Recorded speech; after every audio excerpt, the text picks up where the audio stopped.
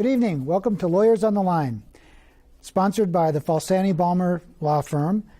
This is our 2019 version. My name is Jim Peterson.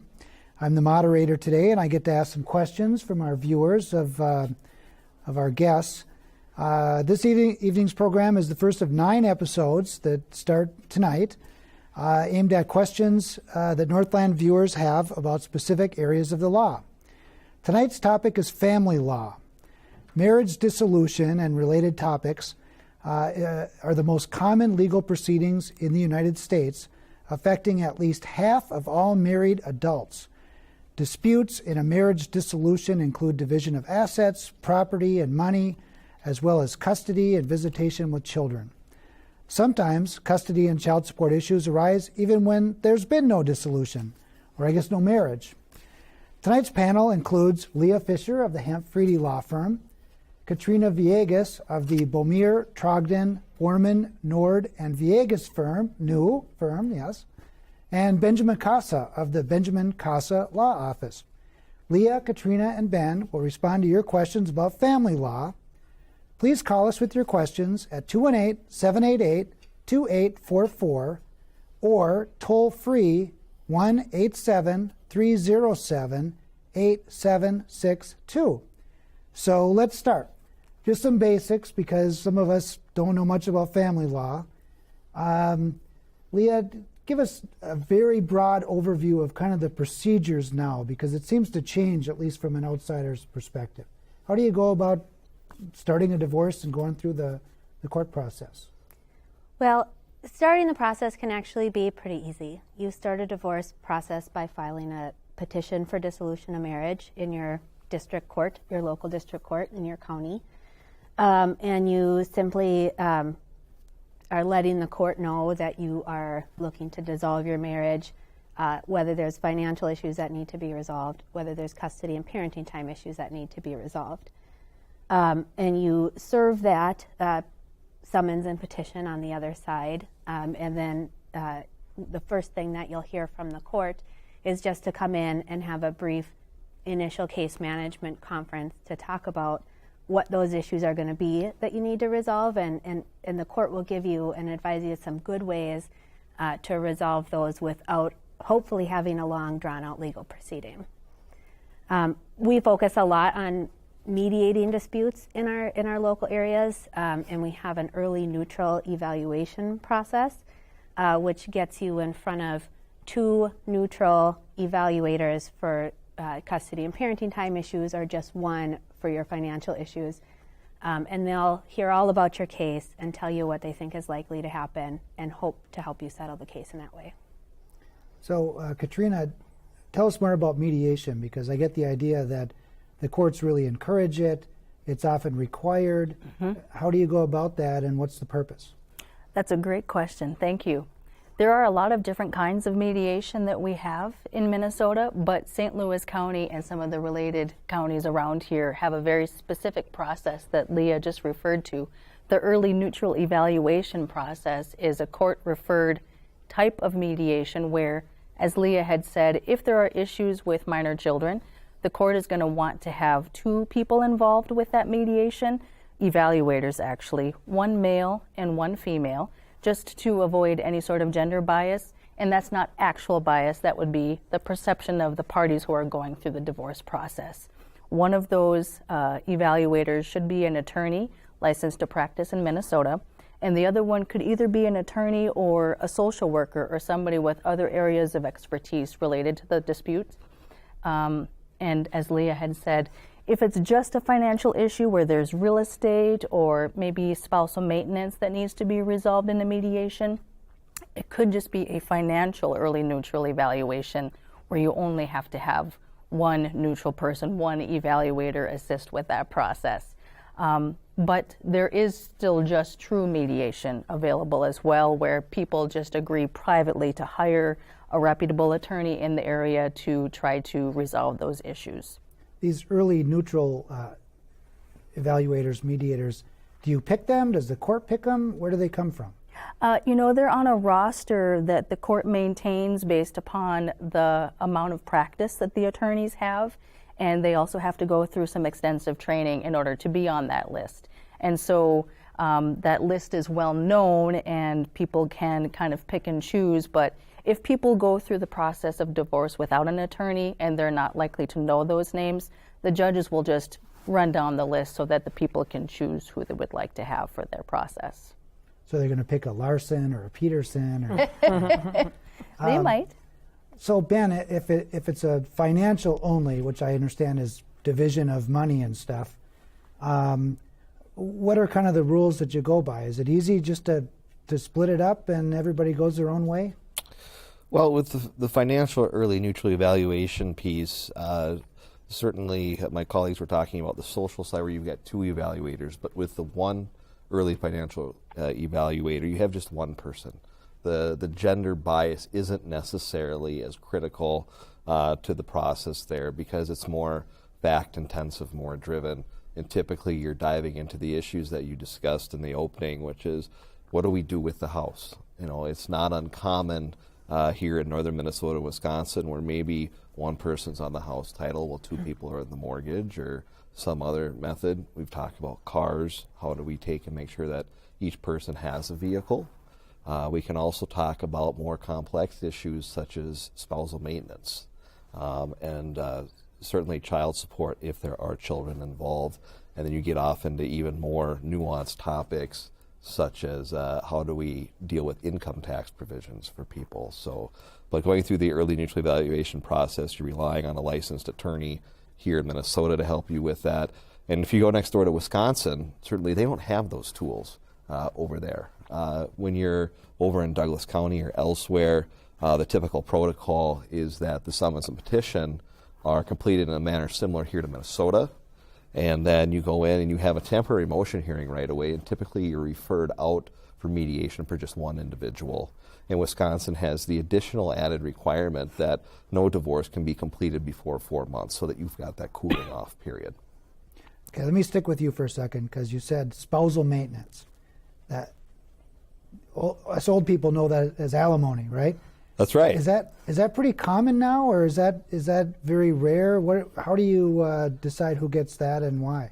It's becoming rarer. I think that as the gender roles continue to get closer and closer together, that's my experience that courts are getting away from it. Typically, where you've got younger generations of people, if you have people in their 20s who haven't been married that long, chances are a judge is going to say, well, look, you're both young and healthy, you're probably not disabled, and you can both meet your needs. And that's the biggest thing that the court is looking at moving forward is can each person meet their needs in a standard of living that's similar to what they had during their marriage.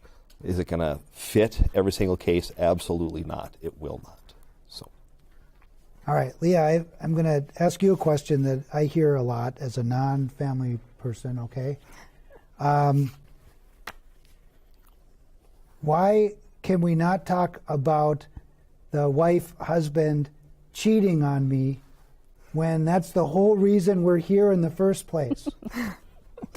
That's a question that I hear a lot too, as a family law lawyer. And our state statutes changed quite some time ago to make our divorce process not based on fault. So the courts aren't looking at, whose fault is it that we're getting divorced. And it really creates a more streamlined process, and it creates a more collaborative process as parties are moving forward, especially if there's children involved, to kind of get the folks away from those emotional disputes and help them focus on how they're going to end their marriage and hopefully move forward to either live financially separate lives or kind of continue working together to raise their kids.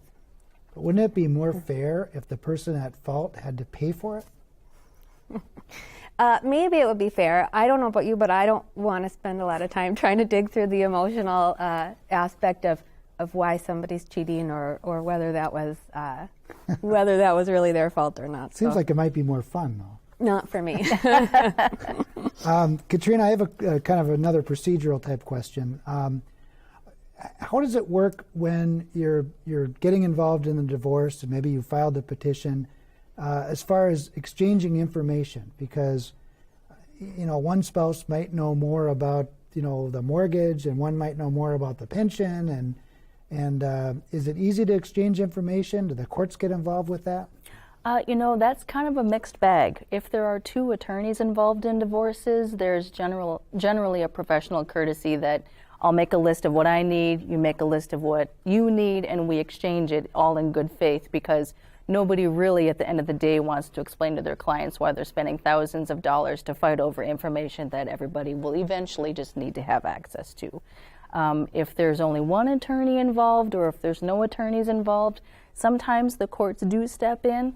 For example, that initial case management conference, or ICMC, that we have, the parties are required to fill out a data sheet before they go to that first hearing, and that does have some basic disclosures of assets, personal property, real estate, debts. I think there might even be a monthly budget on there to kind of give a reality check to both sides as to, this is what I think we have or I have, this is what I think we have or I have, and that can open some eyes to, gee, I never thought about that, or maybe I should ask about that. For attorneys, we do try to focus on informal discovery, which is just that good faith exchange of information. But if there's an issue of trust, maybe not between the attorneys, but between the parties, certainly if there's been a breach of fidelity in the marriage or something like that, or one spouse has always handled the finances and the other spouse never has, sometimes they will resort to formal discovery allowed under the Minnesota Rules of Civil Procedure, so that the person providing the documentation is doing so under oath, and that has a little extra oomph behind it to force the people to do the right thing. Right, because what if they lie, and then you find out after everything's done that, geez, I didn't know about the cabin in Ely, and then what do you do? Well, there is a process in Minnesota to reopen divorces, property divisions, after the divorce is granted, but it really is a very high legal standard. You do have to prove things like fraud, duress, coercion, or those kinds of things. And generally, if you had two attorneys involved in that divorce and there was any degree of discovery involved in that process, it gets to be pretty tricky to say fraud or something like that. But I'm sure those cases do exist. It's just they're very hard to meet the burden of proof. Ben, here's some more specific questions, I guess. If you've got a child custody issue, at what age do children get to decide where they want to go, which parent they want to have custody with over them? I think that has to be one of the most popular questions that I get in my practice, and I can say that it varies greatly from judge to judge about how young they're going to go. The rule of thumb that I tend to tell my clients is that if you've got a child in the single digits, count on no influence whatsoever. But the closer you float to that magic number of 18, the more influence the child will have in terms of the case. A judge is going to be more inclined to listen, because it's my take that a court order is there to control mom and dad or the children of the parents. Judges can't really control children with an order. They're going to go where they want to go, particularly where they've got driver's licenses. And the biggest push with that order is to make sure that the parents are making the children available to each other. So you get to that 13, 14, a judge is going to listen closer to the child. So, Leah, once we've got child custody decided, what's the current way to figure out child support? Because if both parents are earning money but not equally, how do you figure that out? Well, child support is based on quite a few factors, and our state is kind enough to publish an online calculator for us, so we don't have to do all the math required to do that. But it's a matter of finding out and putting in the gross income of both parents, calculating how many overnights each parent has in a 2-year period, or averaged out on a 2-year period, and then plugging that into the calculator to see where that falls for them. We used to have a child support system that split that up just into 3 big chunks. So we had folks that had under 10% of parenting time, folks between 10 and 45%, and then people who are closer to the 50% mark. Our new law, by breaking it out by each kind of number of overnights, gives people a much fairer child support amount, because it really takes into consideration how much time each parent is spending with those kids. Because of course, when you're spending time with your kids, you're spending money to put a roof over their head, put food on the table, all those things that are needed. So, our child support system has really gotten a lot more fair, I think, in this just the last year or so.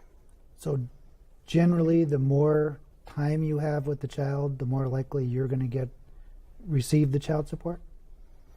Well, it may be true, but it's not necessarily true, because it's a function of not only the time that you spend, but also the party's income. So, if you're a high wage earner and you have quite a bit of parenting time, you may still be paying some amount of child support. So how do you do the math, Katrina, for maintenance or alimony if it's an issue? That is a good question, and one that the Minnesota courts have not published a calculator for online. There are some very specific factors in the Minnesota statutes that a court is required to look at before it can even consider granting spousal maintenance to one spouse or the other. The first factor is that the person requesting the maintenance has to prove that he or she even needs it. So they need to provide documentation regarding what their income is from all sources. They also need to have a budget showing their reasonable monthly expenses. And then if those numbers are such that they're operating on a monthly deficit, then they can prove that they have a need for maintenance. But of course, the flip side of that is they also have to prove that the other spouse or former spouse has the ability to pay. And so the trick becomes, does that person's income and that person's monthly expenses, is there actually, enough in the black for that person at the end of the day to move some back to the other spouse? And a lot of times the answer is just no, because people are over leveraged, there's a lot of debt, and so reasonable expenses do tend to just eat away what would be there. Okay, we've got some questions from callers. Thank you. Ben, this is a call from Duluth. How does it affect a divorce if one party is incapacitated by addiction? The bigger focus these days, regardless of the form of the addiction, be it alcohol, recreational drugs, gambling even, while we have to identify that there is an addiction, we're more trying to figure out what steps have you taken to take care of the addiction. I think that the local bar here on both sides of the bridge has done an outstanding job of, if a problem is identified, and particularly if that problem impacts custody and parenting time, or if you're in Wisconsin, physical placement, does that have an impact on your capacity to parent is the biggest thing. But if we're taking a look at addiction within the form of talking about dividing assets, then generally there's not going to be any impact. And if we take a look from another angle, in the form of spousal maintenance, that's certainly going to come in either on somebody's need, as Katrina just talked about. Maybe they can't work because they have had that habit for a while, or maybe one person is unable to pay because of that addiction. So, but most judges have, as I indicated a few moments ago, gotten some form of compassion about it, and just making sure that people are getting healthy again. Another question from a viewer. Can a non-custodial parent dictate who the child sees? And I'm going to assume this means in terms of, other people or children or teachers or religious, providers, doctors. I don't know. Explain. Yeah, it's kind of a tough question without more detail. I would say a lot of times folks are going to be doing a lot of things with their kids during their parenting time, and I don't know that I think that one parent can really prevent a parent. I mean, let's say grandparents. Maybe mom doesn't like the grandma and grandpa on dad's side. Unless there's some kind of endangerment or level of fear for the kids or some real reason why the kids aren't going to be safe interacting with those people, I don't think that the one parent can really dictate what the other does during their parenting time. Well, is there still a distinction between legal and physical custody, so that someone might have legal custody to participate in decisions about medical care, for example? Yes, and so our laws have a presumption for joint legal custody, and legal custody is the right to make decisions for your kids, whether that's where they're going to school, what kind of medical treatment they're getting, some of those big life decisions. If one parent has sole legal custody, it is possible that they could prevent the other parent from, bringing them to a certain doctor that maybe they don't agree with the type of treatment they're getting there, or something along that line. That sounds like a very uncomfortable thing to bring to court if you have to. Well, it probably would be uncomfortable, but I think if parents have to, if they feel like they have to, then they're going to do it. Question here from a viewer in Duluth. If I owned my house already before marriage, what happens if I die? Who gets the house, daughter or wife? It doesn't say if there's already been a divorce, but let's assume there's a divorce. What happens to a house that was owned before the marriage? I guess that question sounds like it's assuming that you're right, a divorce was started but maybe not ended, because the divorce would normally dictate where the real estate would go, regardless of whether one spouse or the other owned it prior to the marriage. So long as it was owned during the marriage as well, it has to be discussed and disclosed and divided or awarded to one spouse or the other in the divorce. So I would look to the divorce decree before I would answer that question, because it could be that it was awarded to the person who had it prior to the marriage, in which case maybe they had a transfer on death deed before they passed, or if not one of those, maybe they had a will that dictated where they wanted their belongings to go upon their passing. It wouldn't just by default go to somebody if there were legal documents in place already directing that. Well, and what I remember from the brief time I did some divorce work 30-some years ago is, just because it's non-marital at one point, it doesn't make it non-marital forever. I mean, if you use marital property to put a new deck on, maybe it's not non-marital anymore, right, Dan? There's certain aspects of it whereby, throughout the marriage, somebody does bring that house into it. You tack on a deck, you redo a basement, you make a significant improvement to the home. And then in the event you go to trial, people are going to be calling in appraisers or real estate folk to say, well, here's how the value of the house increased during the marriage. So the equity in that house, assuming there was some at the start of the marriage, will get carved up between the non-marital property and then the marital portion. As a rule of thumb, I would tell people, is initially going to be divided in half. And here in Minnesota, we've got the fair and equitable rule when it comes to that marital portion. If you go next door to Wisconsin, where we've got community property, you're going to start with this notion of it's going to be equal, and you're going to have to convince the judge that it should be something other than equal as far as that division of marital equity. Okay. A caller from the range wants to know, can you undo or reverse or vacate a dissolution agreement within a certain period of time? You could certainly try, and it sounds like you said agreement, so this would be a stipulated divorce decree. So that would have been something that this person agreed to. They would have to show the court that there were specific grounds why they were mistaken, or they were defrauded, or they really didn't intend to agree to those terms. Is it similar to the civil standard for vacating a judgment where, just because I changed my mind, that's not good enough, right? Yes, correct. And I would say the other thing is, if you're looking at getting married back to the same person, that automatically nullifies it. So it gets tossed out and you can start from scratch.